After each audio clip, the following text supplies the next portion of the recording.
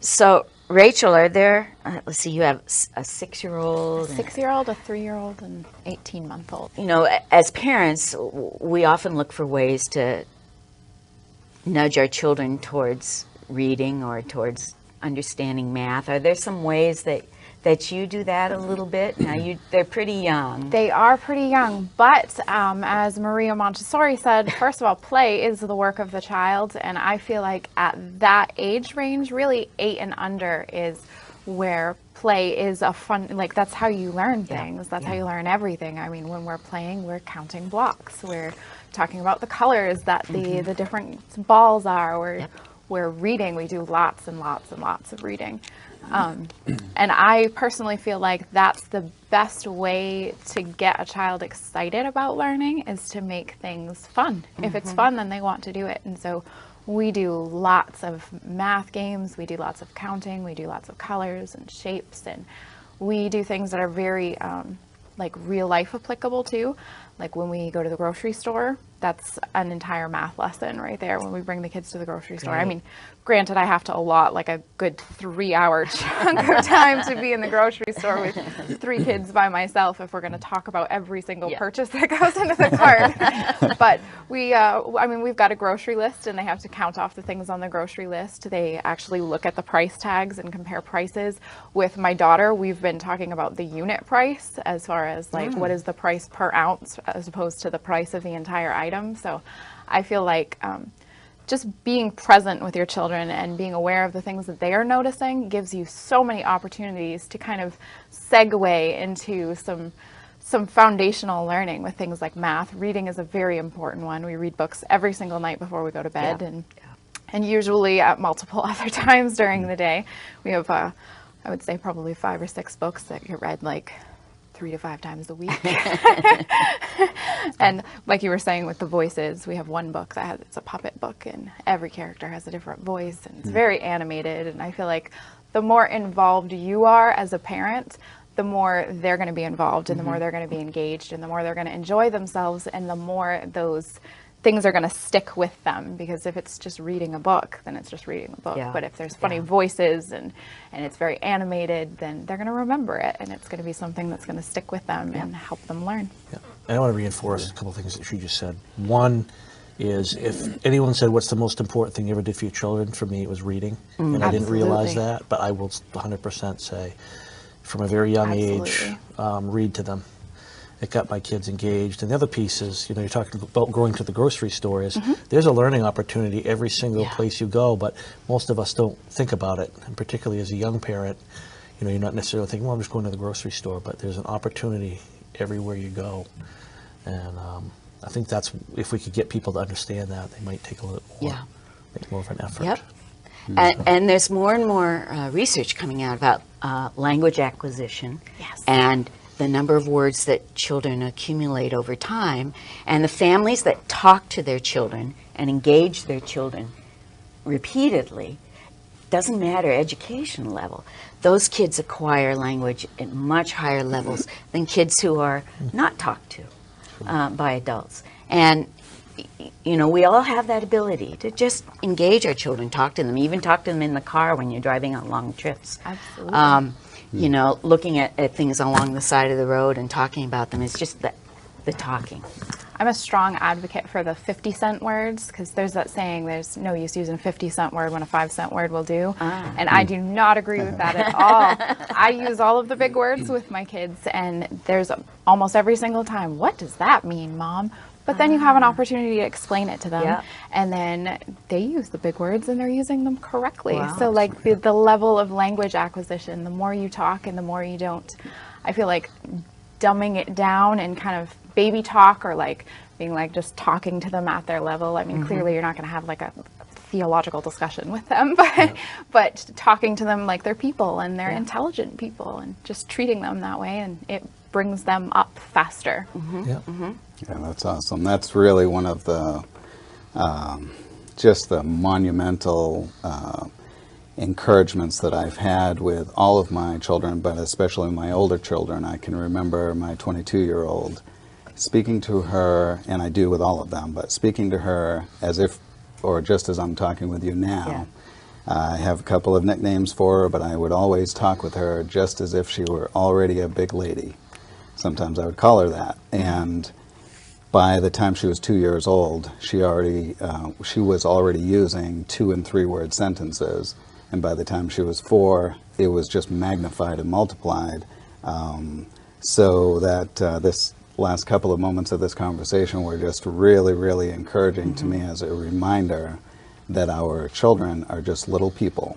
And as we teach them or talk with them that way, they become educated. Yes. And that's the natural education that is indispensable. Absolutely. No question. The only funny thing about that is my son wound up writing a paper, and my wife read it, and she was questioning whether he had, plagiarized some of it, because he had put some words in there that she thought were at a level, and they were at a level much above you'd see in a kid his age. But I said, nope, put him in there. I said, you didn't plagiarize. You need to show that that you came up with this on your own. And I think it's become, we need to encourage more of that because of that. So let me ask you another question. You're very involved in the community, sort of youth programs and also adult volunteering. Yeah. And you have a little bit older children, it sounds like. Are you, in a sense, a model for them? Have they picked up on any of this sort of volunteerism, community-based work? They have. My oldest son is volunteer umpire for Little League Baseball.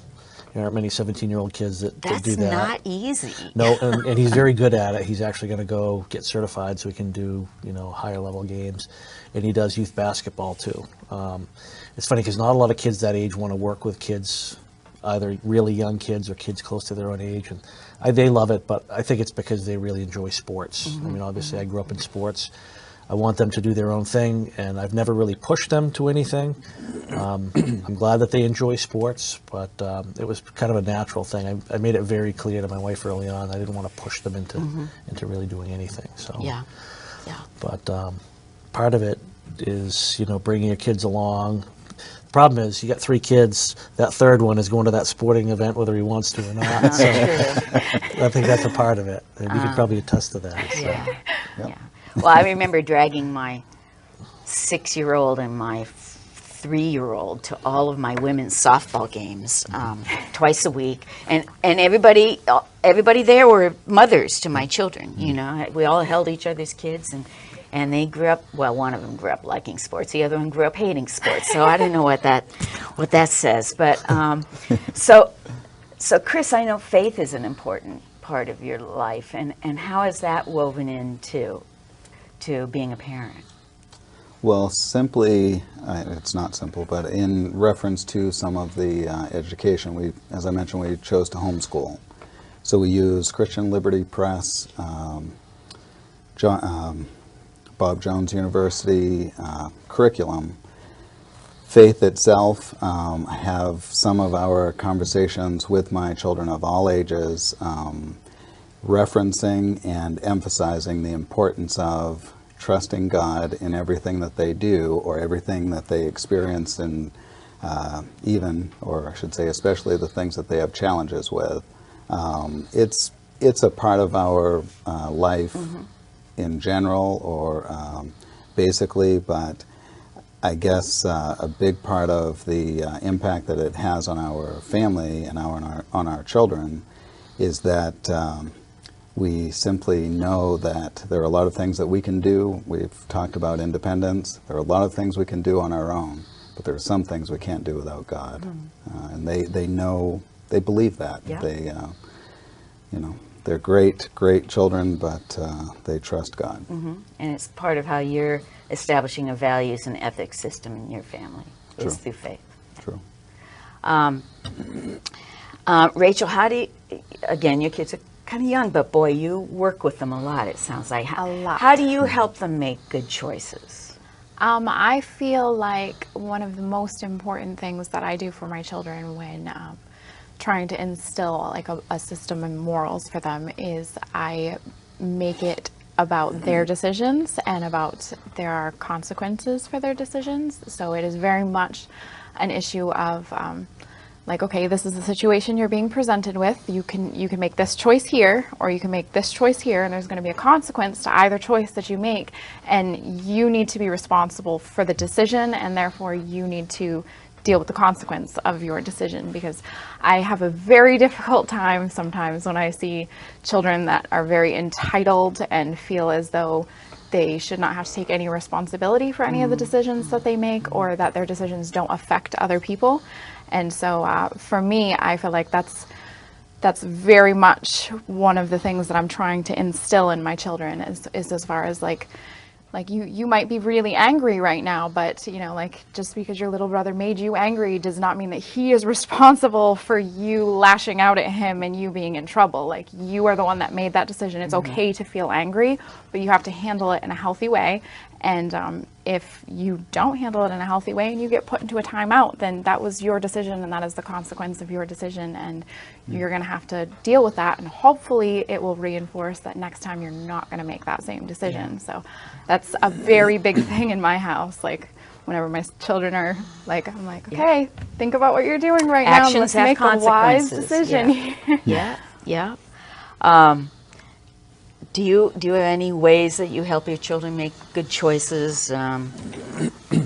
Technology, screen time, you know. Yeah, I mean, you have to talk about it, and you have to talk about things that are uncomfortable. You know, we didn't have social media. I didn't have to worry about. If I made a mistake when I was a kid, I was lucky enough to not have anyone around to see it, or have someone who had a phone or a device to capture it. And that was one of the things I had a real hard time with, is all of a sudden you have to have discussions with your kids about using their devices properly. And so part of it's getting in a zone where you're uncomfortable, but you're having to have that discussion with your kids. Yeah. So, and I don't know, you know, my 17-year-old is the only one who has a phone. The other kids have iPods, but that was an interesting discussion. Yeah, I bet. And because, you know, the first thing they say is "Dad." You know, they don't want to hear it, or they don't want to talk about it. But it's like, you have to talk about it. So There's such a pervasive part of our lives. Even, you know, you see infants in grocery stores playing with mom's phone, you know, while she's looking for something on the shelf. And from a very early age, they come to think this is a toy and a tool. Yeah. And we have to work with them about appropriate use of that tool. Well, it's also, the other part of it too is, you know, I have to let him do that because that's how kids communicate today. But I got him out of school. George Mitchell spoke at the recent Kennebec Valley Chamber event, and he is taking an AP government class. So I got him out of school, and he came to a chamber event, and he was surprised at how many people knew each other and talked to each other. And I was just kind of blown away by that. And he enjoyed the experience, but I think it opened his eyes that, you know, face-to-face communication and talking to people is still an important part. And you know, how do you know that person? Well, how did you meet them? Well, I just went up and talked, you know, stuck my hand out and said, "Hi, my name's Mark Stebbins." So that was an interesting. I actually learned something from that. So.